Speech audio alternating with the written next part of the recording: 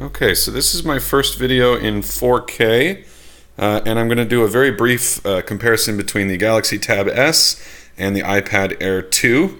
This is not exhaustive, but I wanted to compare these two because they're both very interesting devices. A lot of my Android fans are going to hate me for even touching this thing, but you know, it's interesting. So first of all, the thing you might notice is that both of these are on the highest brightness setting.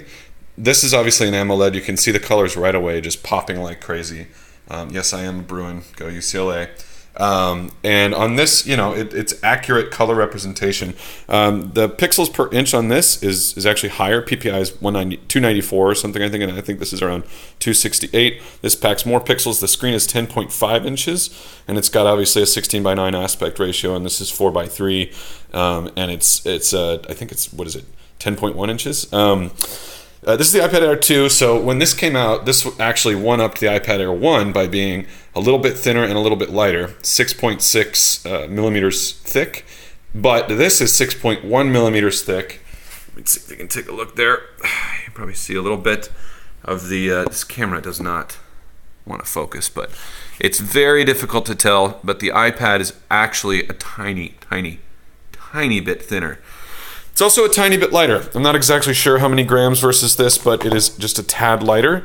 The real difference between these two devices is obviously the OS. This technically packs a ridiculously powerful processor, 8 cores, 3 gigs of RAM, 2 gigs of RAM, very powerful processor as well. But honestly, the Samsung bloat and all that is just extremely laggy. I don't know if you can tell here, but it's very laggy to get in and out of things, and it's just not as fast as it really needs to be competing with the iPad, whereas obviously, you know, all the smoothness of this thing. So then let's talk about apps. That's kind of a big deal.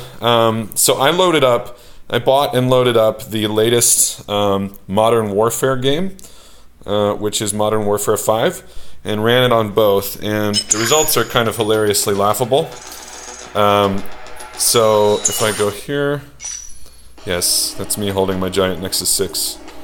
So there's that. Okay, so first of all, let's take a look at how it looks on this. It's ridiculously sensitive, right? So it's very optimized for the iPad. I mean, this thing's almost too fast. It's running 60 frames per second, and it's extremely detailed.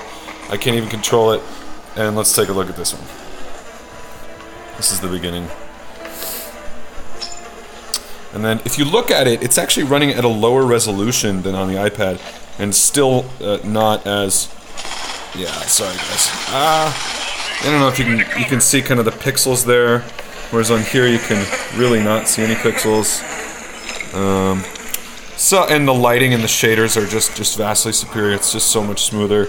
And then if I press home, there's that delay. If I press home, there's a little bit of a delay. It's a great effort by Samsung. They just put so much bloat. It actually took me like 15 minutes to set this thing up. There's so many things I had to download from Galaxy apps and update from Galaxy apps. This, I'm sure, does have a few more bells and whistles. One interesting thing, they both have a fingerprint sensor on them.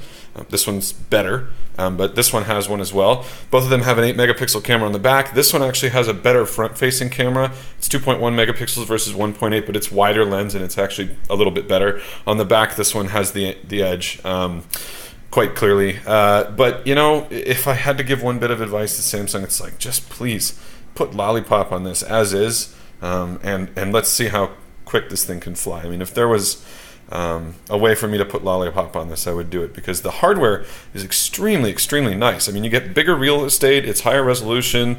If it could just run, number one, have the same amount of tablet apps as the iPad, which is a big thing, but if it could just be a little bit more smooth overall, I would like it a lot better. So that's a brief overview of the Samsung Galaxy Tab S and the iPad Air 2.